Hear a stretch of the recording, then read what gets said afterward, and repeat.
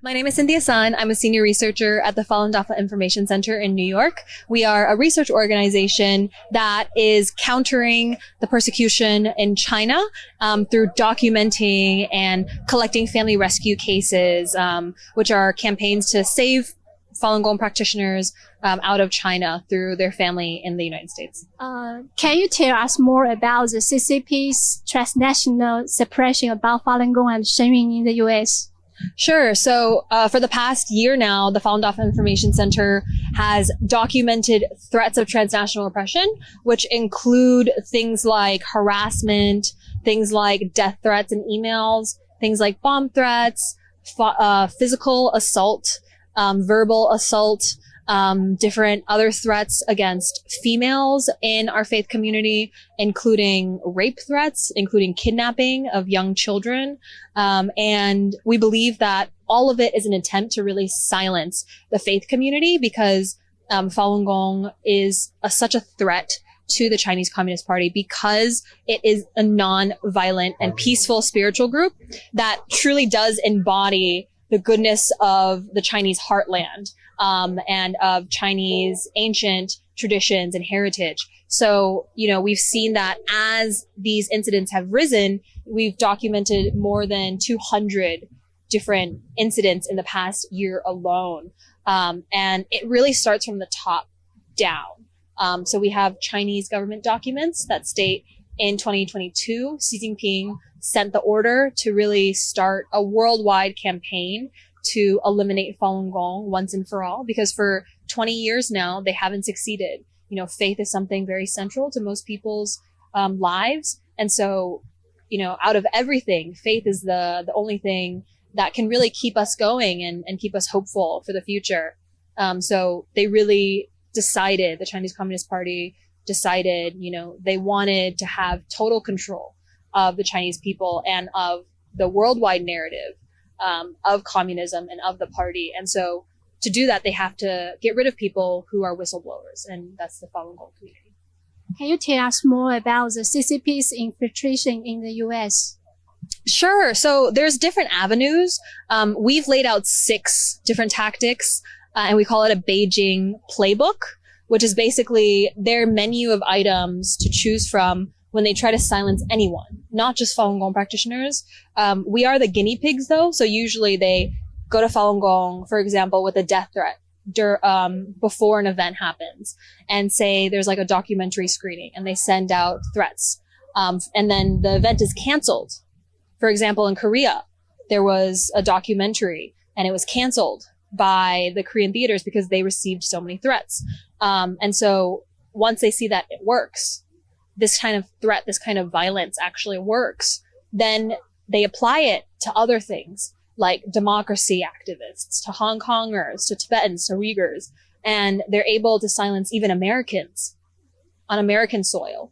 And they basically reuse these tactics to silence anyone that they want to silence. And so we've recently also had a lot of lawfare, which is where Chinese agents or other people that are affiliated with the Chinese Communist Party or are really using the judicial system and bringing about court cases against Falun Gong practitioners here in the United States and against American companies like Shenyang Performing Arts.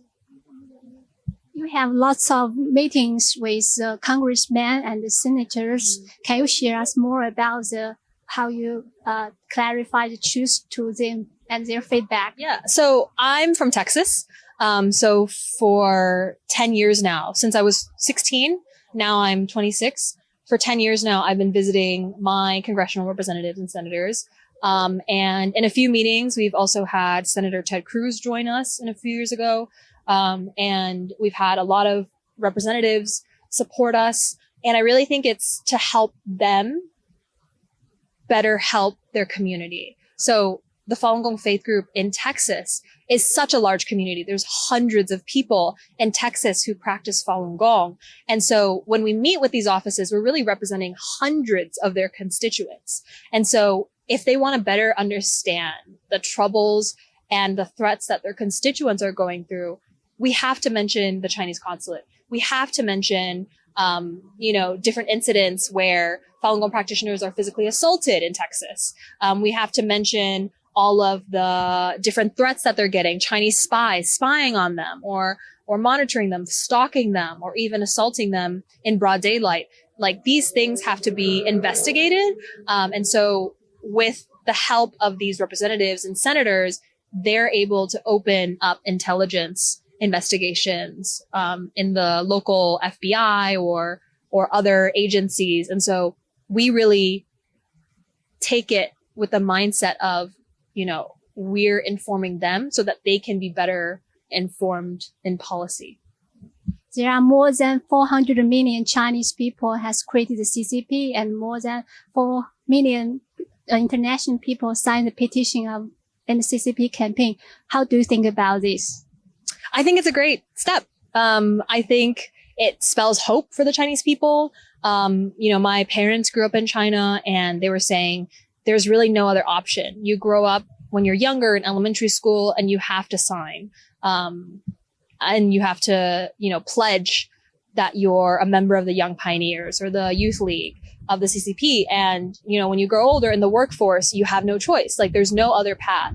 But I think through the Quit CCP movement, there's actually a path, a second path for these people to choose. Like, maybe I wasn't given a choice. Like, maybe they have that ability to reflect on the affiliations that they have to the CCP. And they're like, okay, when I was younger, I didn't have a choice, but now I have a choice. So what will my choice be? Will I end my ties to the CCP, or will I continue with the CCP, even though I was forced into it? Like, that is a choice that everyone has to make. And I think it's a really great effort. And it's being picked up worldwide as well. Today, we are gathering here to commemorate this July 20th, to call for the stop of the persecution. Do you have any words you want to say to the U.S. government or international community? Sure. So we had a panel earlier today to really mark this 26th year anniversary. And what I brought back from that event is this is a physical versus spiritual war. So the Chinese Communist Party is using physical means to try to get these practitioners to renounce their beliefs, to try to transform these practitioners into non-believers. But then on the other side, we have the spiritual group that's formless, that does not have any sort of organization, does not have hierarchy, does not have any financial ties together. And, if you're fighting a physical war against a spiritual group, like, you'll never win. It's a much more boundless type of entity. And ultimately, the belief in the creator is the highest belief that you can have. It's the closest thing to your conscious that you can have. So there's no way that the physical aspect of the persecution will ever extinguish the hearts and minds of the Falun Gong practitioners in China. So it's a losing war for the CCP, but we just hope that we don't have that many victims. Thank you. Thank you very much.